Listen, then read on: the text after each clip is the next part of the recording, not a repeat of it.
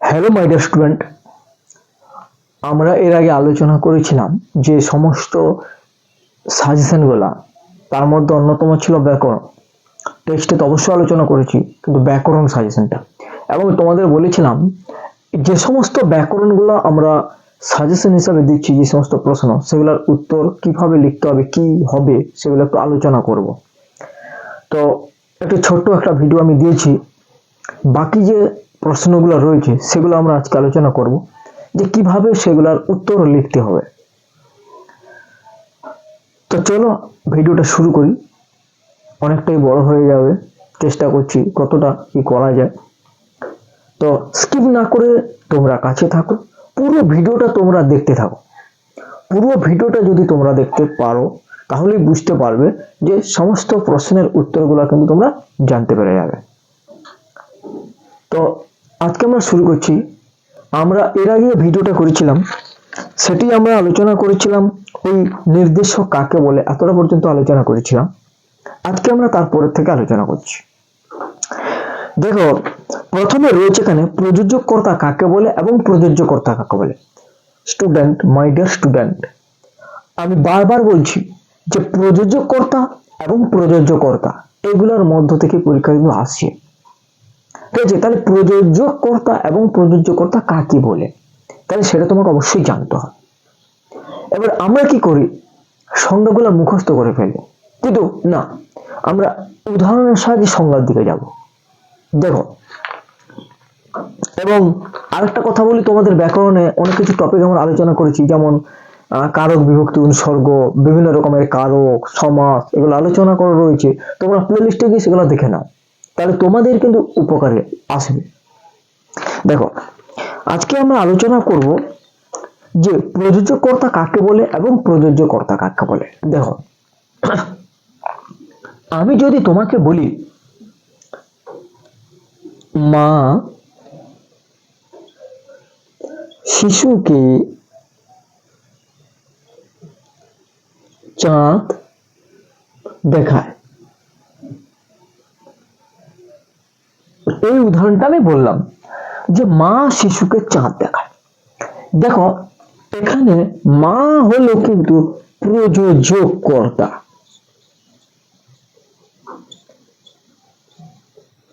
মা হচ্ছে প্রযোজককর্তা, আর শিশু এটা হলো প্রযোজ্যকর্তা, এটা হলো প্রযোজ্যকর্তা। এবারে তোমাদের মনে প্রশ্ন হতে পারে যে স্যার, এই প্রযোজককর্তা আপনি তো বলে দিলেন যে মা হচ্ছে প্রযোজককর্তা, কেন হলো? এইবারে প্রশ্ন, দেখো এইখানে যে মা, তাহলে মা শিশুকে চাঁদ দেখায়, তাহলে মা চাঁদ দেখছে না শিশু চাঁদ দেখছে? তাহলে অবশ্যই শিশু চাঁদ দেখছে। কেন? শিশু চাঁদ দেখছে, মা কিন্তু দেখছে না। মা কি করছে? দেখছে না।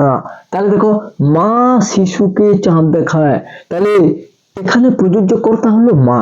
কেন হলো না? তার কারণ হচ্ছে যেটা, যে মা অর্থাৎ কর্তা নিজে কাজ করছে না। তাহলে যে কর্তা নিজে কাজ না করে অন্যকে দিয়ে করিয়ে নেয়, ঠিক আছে, তাহলে যে কর্তা নিজে কাজ না করে অন্যকে দিয়ে করিয়ে নেয়, তাহলে মা, দেখো এখানে মা কিন্তু চাঁদ দেখছে না, চাঁদ দেখছে শিশু, অর্থাৎ মা শিশুর দ্বারা চাঁদটা দেখিয়ে নিচ্ছে। বুঝে গেল?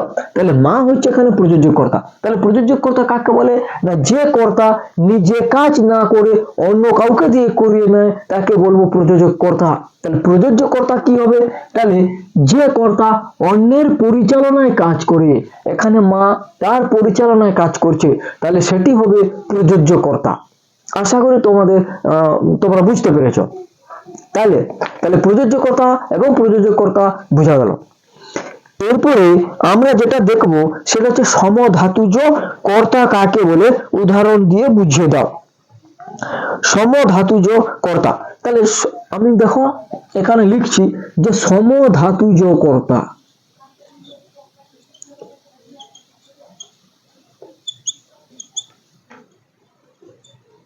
দেখো, সমধাতুজ কর্তা, তাহলে এখানে নামটা কি রয়েছে বলো দেখি?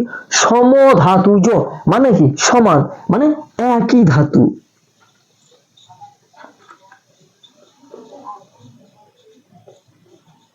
ঠিক আছে, একই ধাতু, তাহলে এখানে কি রয়েছে কর্তা, তাহলে একই ধাতু থেকে কর্তা এবং ক্রিয়া নিষ্পন্ন হবে, তখন তাকে বলবো আমরা সমধাতুজ কর্তা।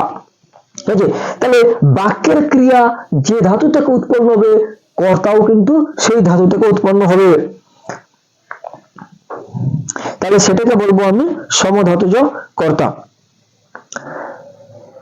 যেমন আমি যদি বলি বাজনা বাজে, বা লেখক লেখেন, ঠিক আছে, লেখক লেখেন, ঠিক আছে, এইটা হচ্ছে সমধাতুজ কর্তার উদাহরণ। এরপরে আসি ব্যতিহার কর্তা। আরেকটি হচ্ছে এখানে সহযোগী কর্তা। এই দুটোকে একসঙ্গে আমি দেখাচ্ছি, দেখো।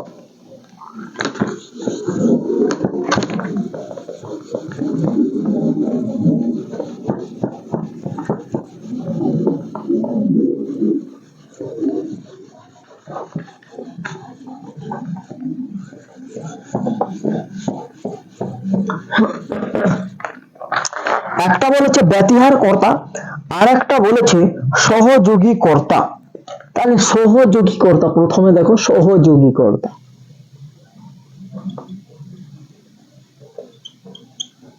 আর একটা হচ্ছে ব্যতিহার কর্তা।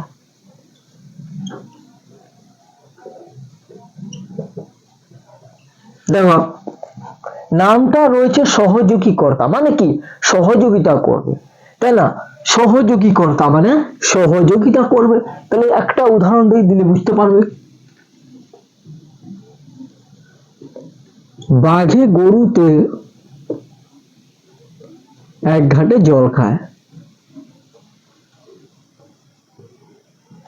এক ঘাটে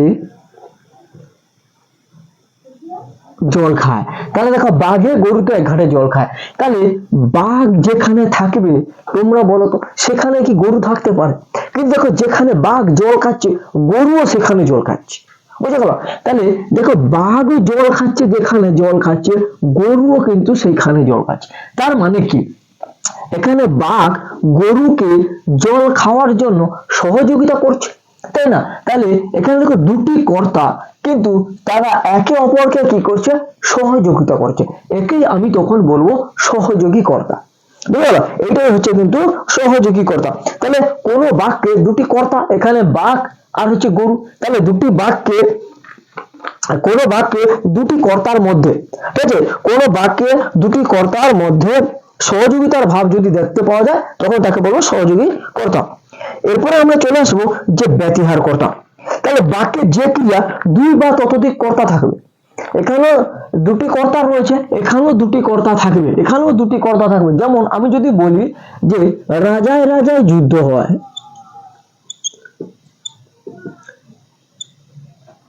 রাজায় রাজায় যুদ্ধ হয়, তাহলে দেখো এখানেও দুটি কর্তা, কিন্তু দেখো এখানেও এইখানে একটু পার্থক্য, যে এখানেও দুটি কর্তা রয়েছে, এখানেও দুটি কর্তা রয়েছে, কিন্তু পার্থক্যটা হচ্ছে এই জায়গায় যে এখানে একজন অপরকে সহযোগিতা করছে, আর এখানে কিন্তু দুজন কি হচ্ছে, পরস্পর কি করছে, পরস্পর প্রতিবাদ চলে আসছে।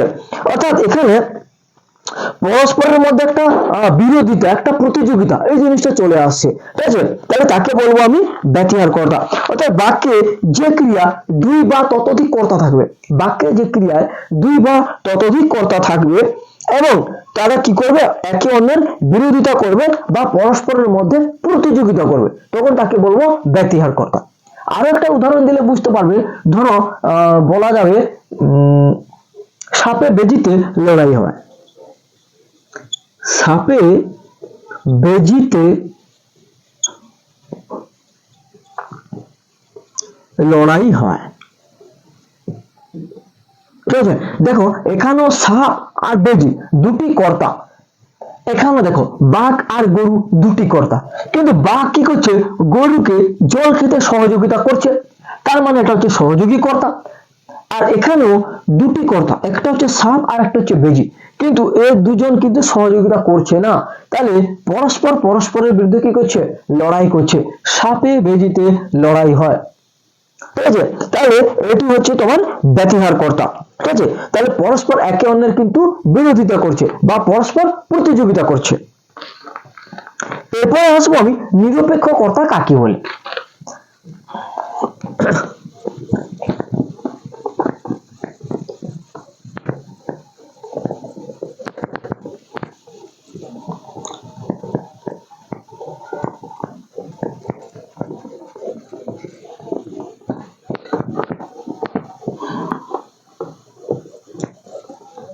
দেখো এরপরে যে প্রশ্নটা হচ্ছে যে নিরপেক্ষ কর্তা কাকে বলে। দেখো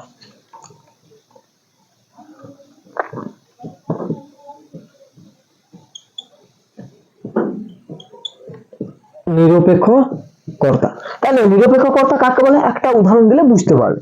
ধরো আমি বললাম যেটা যে তুমি এলে, তুমি এলে আমি যাব, তুমি এলে আমি যাব।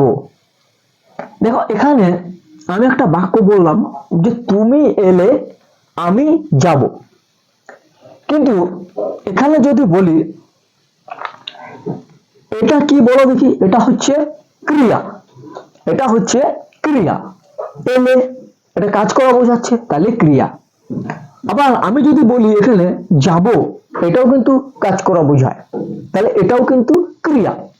তাহলে আমি যদি এটা বলি এটাকে বাদ দিলাম, ধরো তুমি এলে এটাকে বাদ দিলাম, তাহলে আমি সেখানে বলতে পারি যে আমি যাব, তাহলে আমি যাব কথাটা কিন্তু সম্পূর্ণ বোঝাচ্ছে যে আমি যাব, তার মানে এটা কি সমাপিকা ক্রিয়া। কিন্তু আমি যদি বলি তুমি এলে, তার মানে এটা হচ্ছে অসম্পূর্ণ থাকছে, অর্থাৎ অসমাপিকা ক্রিয়া। বুঝা গেল? আমি এটা বললাম তুমি এলে, তাহলে তুমি এলে কি হবে, তাই না, অসম্পূর্ণ থাকছে, এলে এলে কি হবে, তাহলে অসম্পূর্ণ থাকছে। কিন্তু আমি যদি বলি যে আমি যাব,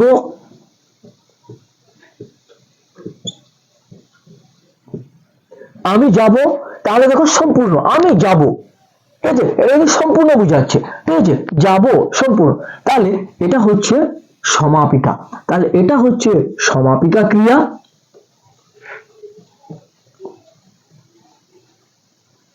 এটা হচ্ছে সমাপিকা ক্রিয়া, আর এটা হচ্ছে অসমাপিকা ক্রিয়া।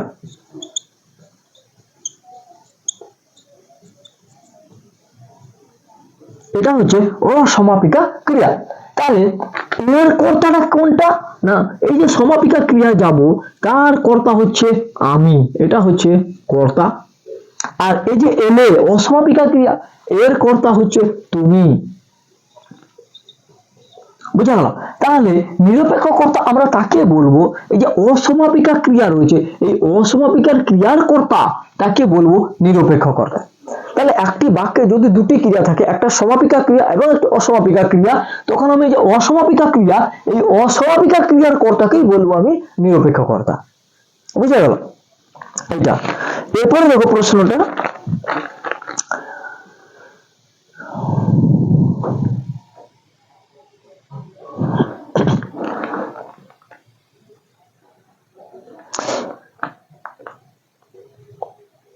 যে কর্মকর্তৃবাচের অন্য নাম কি, অর্থাৎ এটা একটি ছদ্মকর্তা। তারপরে ধরো কর্মের বিপসা কাকে বলে, উদাহরণ দাও। কর্মের বিপসা কি, যে কোনো বাক্যে কর্মপদের যদি পুনরাবৃত্তি ঘটে, কোনো বাক্যে কর্মপদের যদি পুনরাবৃত্তি ঘটে, তখন তাকে বলবো কর্মের বিপসা। বিপসা কি, বিপসা হচ্ছে একটি সেটি বারবার ঘুরে ফিরে আসবে। যেমন আমি যদি বলি যে গানে গানে, তখন দেখো গান এই যে এটি বারবার আসে, দুবার হয়ে যাচ্ছে, তাহলে যে বারবার ঘুরে আসছে, তাকে বলবো কিন্তু কর্মের বিপসা। বা বাড়ি বাড়ি যাও, জনে জনে ডেকে আনো, ঠিক আছে, বাড়ি বাড়ি জনে জনে, এগুলো হচ্ছে কর্মের বিপসা।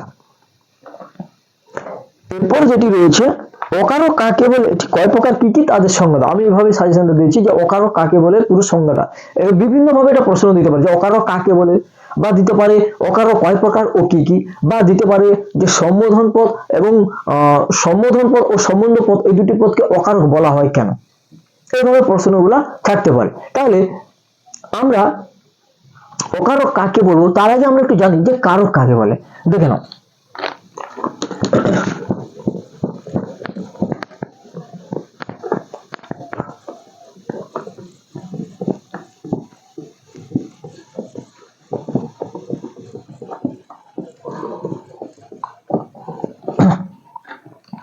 আমি যদি বলি যে শ্যাম ভাত খায়,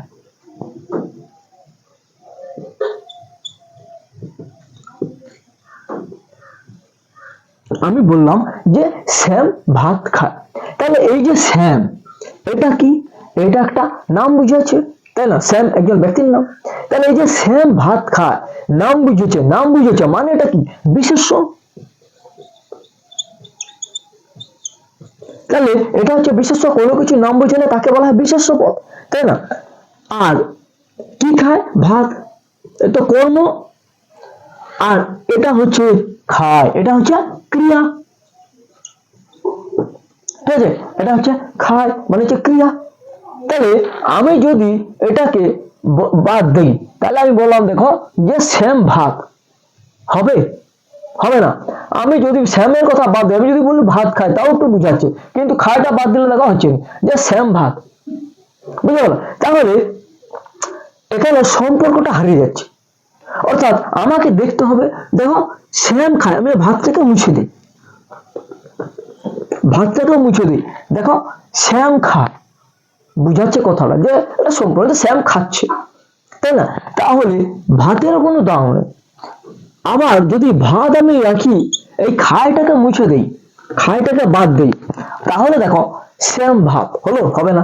তাহলে শ্যাম ভাত খায়, ঠিক আছে? শ্যাম ভাত খায়, ঠিক আছে? তাহলে এটা যদিও না থাকে কোনো অসুবিধা নেই, কিন্তু এটা থাকতে হবে, ক্রিয়া থাকতে হবে, বুঝতে পারলো? তাহলে এই যে বিশেষ্য, এটাকে বলা হয় কি? নামপদ। নামপদ।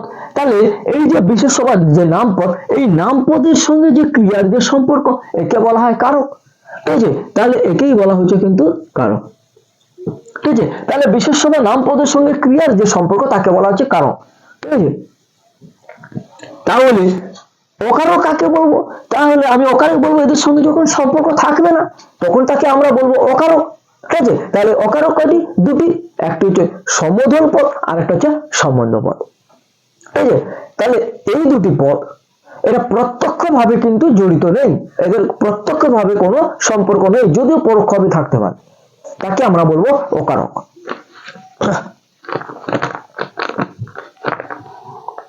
আচ্ছা, আরেকটি কোশ্চেন থাকতে পারে যে র বা এর, এটা যদি থাকে তাহলে সেটা হচ্ছে সম্বন্ধ পদ, আর ওগো ওহে এগুলো হচ্ছে সম্বোধন পদ, ঠিক আছে? এটি হচ্ছে সম্বোধন পদ, কিন্তু র বা এর যুক্ত থাকলে সেটা হচ্ছে সম্বোধন পদ।